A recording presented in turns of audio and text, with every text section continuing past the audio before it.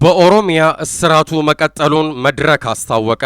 የህዝብ ሰላማዊ የተቃውሞ እንቅስቃሴዎች በመልካም አስተዳደር እጦት ላይ ብቻ ተሰባስበውና ተድበስብሰው ሊቀሩ አይገባም ያለው የኢትዮጵያ ፌዴራላዊ ዲሞክራሲያዊ አንድነት መድረክ በኦሮሚያ ክልል እስራት ተባብሶ መቀጠሉን አስታውቋል። መድረክ ይህን ያስታወቀው የፓርቲው አመራሮች አርብ መጋቢት 23 ቀን 2008 ዓ.ም 6 ኪሎ አካባቢ በሚገኘው ዋና ጽህፈት ቤት በሰጡት ጋዜጣዊ መግለጫ ወቅት ነው። መልካም አስተዳደር አሳጥተዋል የሚላቸው ባለስልጣናት ከአንዱ ስልጣን ወደ ሌላ እየተሸጋሸጉ ናቸው የሚለው የመድረክ መግለጫ በህዝቡ ላይ ወንጀል የፈጸመውን ተኩሶ ገዳይ ኃይልም ሆነ አስተዳደራዊ በደል እየፈጸመ ያለውን ሙሰኛ ለህግ አቅርቦ ሳያስቀጣ ይቅርታና አጥፍተናል በሚሉ ቃላት መሸንገል ዓላማው የምዕራቡን ለጋሽ ሀገሮች ቀልብ ለመሳብ ነው በማለት በቅርቡ ጠቅላይ ሚኒስትሩ በፓርላማ ይቅርታ እንደሚጠይቁ ያስታወቁበትን ሐሳብ አጣጥሎታል።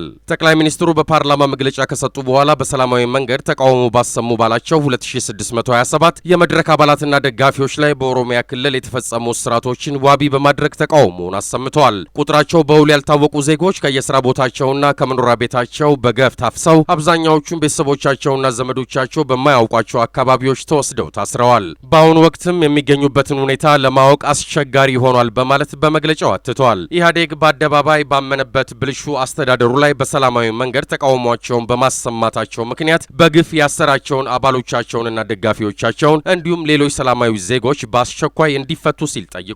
በተጨማሪም በሰላማዊ መንገድ በተቃውሞ እንቅስቃሴ የተሳተፉትን ዜጎች በግፍ የገደሉ በገለልተኛ አጣሪ አካል ተጣርቶ ለፍርድ እንዲቀርቡ እንዲሁም በህዝቡና በንብረቱ ላይ ለደረሰው ጉዳት መንግስት ኃላፊነት ወስዶ ለተጎጂዎችና ለቤተሰቦቻቸው ተገቢውን ካሳ እንዲከፍል በማለት መድረክ ጠይቋል። መንግስት ከመድረክና ከሌሎች ሐቀኛ ፓርቲዎች ጋር የፖለቲካ ምህዳሩን ነጻ፣ ፍትሐዊና ተአማኒ ለማድረግ በአስቸኳይ እንዲደራደር በአጽንኦት እንጠይቃለን በማለት መድረክ በመግለጫው አሳስበዋል።